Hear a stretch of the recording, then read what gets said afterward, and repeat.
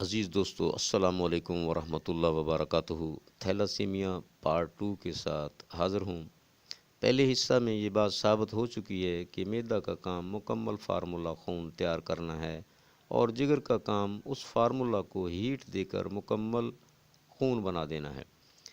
Market میں بہت سی ادویہ فولاد کے مرکبات موجود ہیں اور حکماں بھی کمی خون کے لیے اپنے اپنے مجرب نسخے بنائے بیٹھے ہیں جنہیں وہ دعوے سے کمی خون کے لیے استعمال کرتے ہیں، لیکن ان نسخوں کی کامیابی کا پتہ کمی خون کے مریضوں پر نہیں لگتا، بلکہ ایسے مریضوں پر لگتا ہے جن کا خون ایک قطرہ بھی نہیں بن رہا ہوتا، بلکہ زندہ رہنے کے لیے ایک ایک قطرہ باہر سے لگوانا پڑتا ہے۔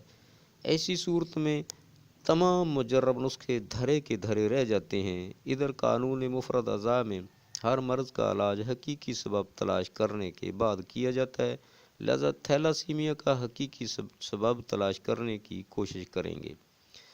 یہ ایک حقیقت ہے کہ خون غذا سے بنتا ہے، لیکن جب ہم تھیلاسیمیا کے مریض پر غور کرتے ہیں تو وہ تندرست انسان کی طرح غذا کھاتا ہے، پانی پیتا ہے، رفع حاجت کرتا ہے، لیکن خون نہیں بنتا۔ اب ہمیں تھیلاسیمیا کی حقیقت کو سمجھنے کے لیے غذائی ہاضمے کے عمل کو سمجھنا ہوگا۔ غذا کے ہاضمے کا عمل منہ سے شروع ہو جاتا ہے۔ منہ کے اندر غذا نرم لیسدار ہو کر معدہ میں چلی جاتی ہے۔ معدہ میں ہضم و تحلیل سے 12 گشتی آنت میں جانے والی غذا کیموس کہلاتی ہے۔ اب 12 گشتی آنت میں پتا کا پانی صفرا شامل ہو کر روغنی اجزاء کو ہضم کرتا ہے تو اس کیموس کا رنگ کسٹریل کی مانند دودھیا ہو جاتا ہے۔ اب یہ دودھیا سیال کو کیلوس کہتے ہیں۔ یہ کیلوس غدد جاذبہ کے ذریعے یعنی عروق ماساریکا کے ذریعے خون میں شامل ہو جاتا ہے اور غذا کے خالص اجزاء خون کا حصہ بن جاتے ہیں اور فاضل مادے پیشاب کی صورت میں گردوں کے ذریعے خارج ہو جاتے ہیں۔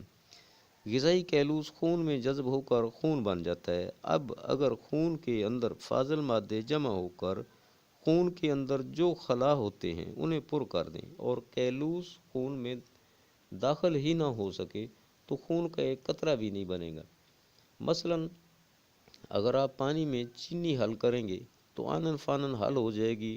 یہی چینی اگر کسی شربت میں حل کریں گے تو نہیں ہوگی، کیونکہ شربت میں وہ خلا جو پانی میں ہوتے ہیں پر ہو چکے ہیں۔ اب ایک صورت ہے کسی طریقے شربت میں سے چینی نکال دی جائے تو اور چینی اس میں حل ہو سکتی ہے۔ اسی طرح اب ہم دیکھیں گے خون میں صفرا سودا بلغم میں سے کون سی خلط ضرورت سے زیادہ جمع ہے۔ جو بھی زیادہ نظر آئے اسے نکالنے کی تدبیر کی جائے گی۔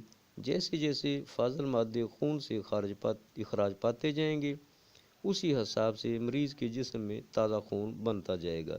جب فاضل مادے خارج ہوں گے تو مریض پانی بھی پیے گا تو پانی کا بھی خون بنے گا انشاءاللہ۔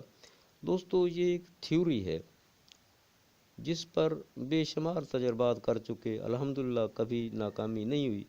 میں چاہتا ہوں بلڈ کینسر کے مریض جو صرف موت کی ہی منتظر ہیں انہیں نئی زندگی کی نوید سنا دی جائے۔ یہ ہمارے ہاسپٹل سسٹم روزی کے ذریعے پیٹ پالنے کے دھندے ہیں، تحقیق و تشخیص اور علاج کے نہیں۔ اس لیے لاکھوں بہنوں کے بھائی ماؤں کے جگر گوشے شہر خاموشاں آباد کر چکے۔ میں چاہتا ہوں اب ایسا نہیں ہونا چاہیے۔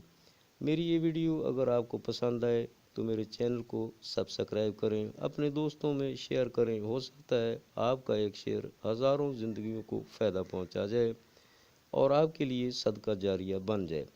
میری اس کاوش پر اپنے قیمتی کمنٹ سے نوازیں۔ شکریہ۔